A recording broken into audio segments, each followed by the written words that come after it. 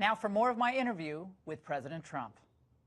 Can we move to some individual races? Florida, sure. Obviously so important to 2020, but important period. Andrew Gillum against Ron DeSantis. Ron DeSantis, congressman, strong supporter of yours.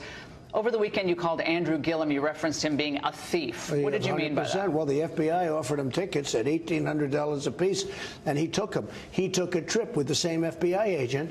I guess he was posing as a developer or something.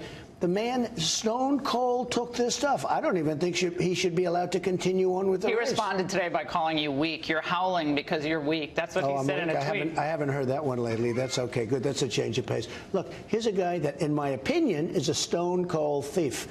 And his city, Tallahassee, is known as the most corrupt in Florida and one of the most corrupt in the nation.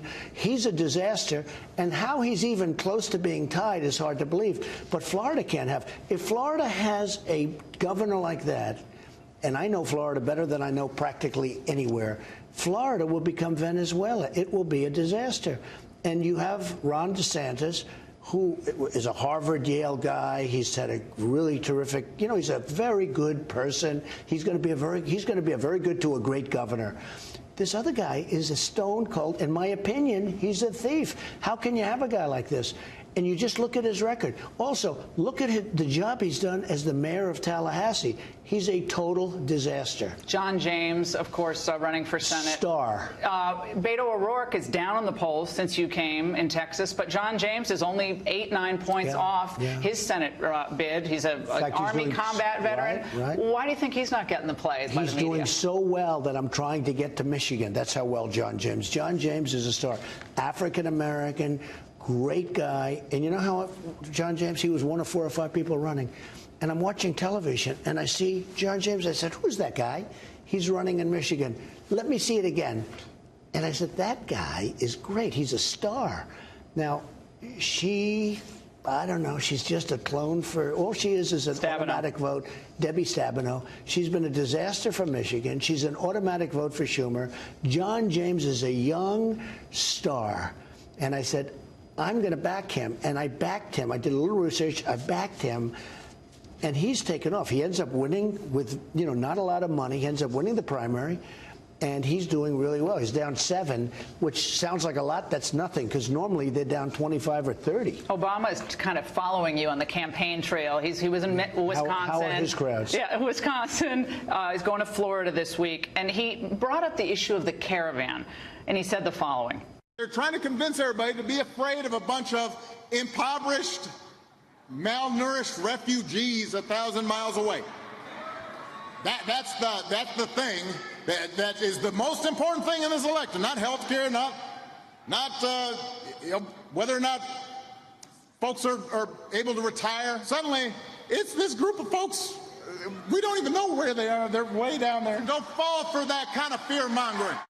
We're scaremongering people on the border. Yeah. Well, he's trying to do the opposite. It's the problem with our country. When you look at that Caravan and you look largely, very, big percentage of men, young, strong, a lot of bad people in there, people that are in gangs. We don't want them in this country. If they want to come into the country, you have to apply like other people. We have millions of people coming in. They're applying. They're coming in legally.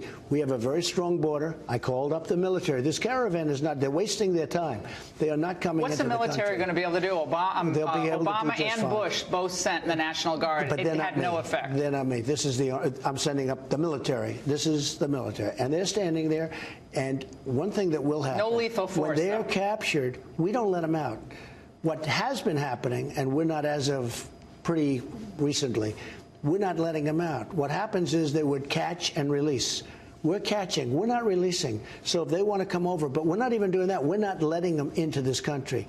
We're not going to let gang members. But what if they're applying for asylum? Isn't the law because Congress didn't change the law? If they apply for asylum, we're going to hold them until such time as their trial takes place. Where? Do we have the facilities? We're going to build tent cities. We're going to put tents up all over the place. We're not going to build structures and spend all of this, hundreds of millions of dollars. We're going to have tents. They're going to be very nice. And they're going to wait, and if they don't get asylum, they get out. And very few people, they don't actually, if you want to wait, they don't usually get asylum. You know that. 80%. The problem is they release them in, and then they have the trial 3 years later, and nobody shows up.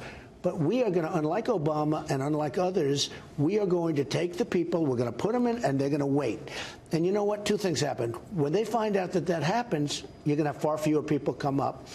And also, President Obama separated children from parents. Nobody talks about this. So a judge came along and said, can't do it. He separated. No, President Obama separated. No, in the beginning. Okay, just so we all understand. The New York Times is saying the military, Mr. President, being called up by you is an election year play. We're being invaded. Is this politics or is this real? When you look at that, thousands of people. Somebody said, you know, now on that one they build it down. I'm pretty good at figuring out how many people. Thousands and thousands of people on the bridge. When you looked at that bridge loaded up with people, that's called an invasion of our country. This has nothing to do with elections. And I've been saying this long before election. I've been saying this before I ever thought of running for office. We have to have strong borders. If we don't have strong borders, we don't have a country. Democrats are worried about the Latino vote suddenly. They're worried they're not going to get the numbers to show up. They should be. Why? You know why? Because the Latinos, the Hispanic Americans have the best unemployment numbers and employment numbers in the history of our country. The African Americans have the best employment and unemployment numbers in the history of our country. Asians, best employment numbers in the history of our country. Women, 65 years. You know, all of these things, women have the best numbers they've had in 65 years. They should be worried. How are you going to expand into these traditionally Democratic areas? With Kanye results. West spent some time here. Great. It's fascinating. Jim Brown. Yeah, they were great. How big of an effect is West on this push for African-American support? Well, a person came into my office who does poll numbers, said, I do not believe how good these poll numbers are with African Americans. And you see what's happened with my poll numbers. But here's what also happened. When we have the best employment numbers, the best median income numbers for all of these groups, I mean, we have the best numbers we've ever had. And I sometimes jokingly say it's going to be awfully tough to beat me in a debate when I have the best numbers ever produced. So I think they should be worried. They should be worried about the African Americans because they're going to lose them. Will you do some events in the inner city? I'm doing them, yeah. I already have them scheduled. One thing that I think a lot of us are very concerned about is what's happening with the market this year. It's flat for the year, down a little bit, off its record high, both the S&P and the Dow. I know you've complained about the Fed before. How much is cheap credit globally as a part of this problem? Well, remember this, President Obama had the worst recap that we've ever had since the Great Depression, okay, in terms of coming back. But he was dealing with zero money, zero interest money. We actually created value for money. So the people that have money in the bank and did it the way you're supposed to do it, they're actually getting interest on their money now. The Fed is being very tight. Now, in one way, you have to say that's very conservative. That's a good thing from the standpoint of conservative. I don't like it because it closes it down a little bit. But we were up almost 50% from the time I got elected, almost 50. In fact, more in some instances. And now we're down just a little tiny bit. But we have such a strong, when you go job numbers, when you go companies moving into our country, we have so many companies, big ones like Foxconn and like the car companies. They're moving back to Michigan, Wisconsin, Pennsylvania, South Carolina, North Carolina, Florida. They're coming back. And nobody's ever seen this. You've never seen it before. They left, and they had no intention. We just signed a deal with Mexico and with Canada. We did a new deal with Korea. How about Bolsonaro? You talked to him last night. What can we expect? He was great. He's called the Trump of South America. I know. I told him I'm honored. But we had a great conversation. And he's now the head of Brazil. Yeah, I could see that happening. You know, Brazil's treated us very tough because they charge very big tariffs. Brazil has been very tough. So we'll be able to straighten that out. And we have, of course, what's happening with China. China has been really hurting our country economically. And you see we're going to win that one. It's going to happen. We're going to win that one. How confident are you about the deal? They'd like to make a deal right now. I just say they're not ready. $250 billion additional tariffs if that deal doesn't go through. $250 billion and have $267 billion waiting to go if we can't make a deal. Are you optimistic? Scale of 1 to 10? I think that we will make a great deal with China, and it has to be great because they've drained our country. We have really helped rebuild China. They've been taking out an average of $500 billion a year for many years. Not going to happen anymore. Who's your dream person to run against in 2020? You've already raised $100 million. Dream candidate to run against. So far, I like them all.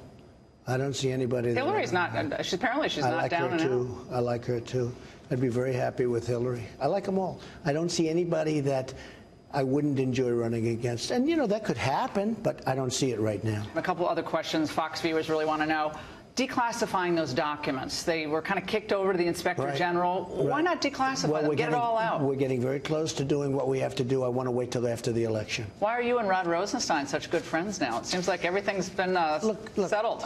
I'll tell you, I do get along, but there should have never been a special counsel, in my opinion. It's an illegal investigation, totally. A lot of people agree with me. A lot of people on your show and on other shows agree. There was no collusion. There was never any collusion. It shouldn't have ever happened.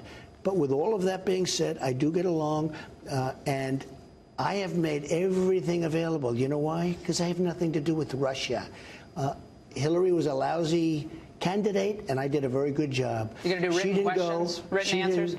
She didn't go to Wisconsin. She didn't go to Michigan enough. She didn't do what she had to do to win. And it's just one of those things.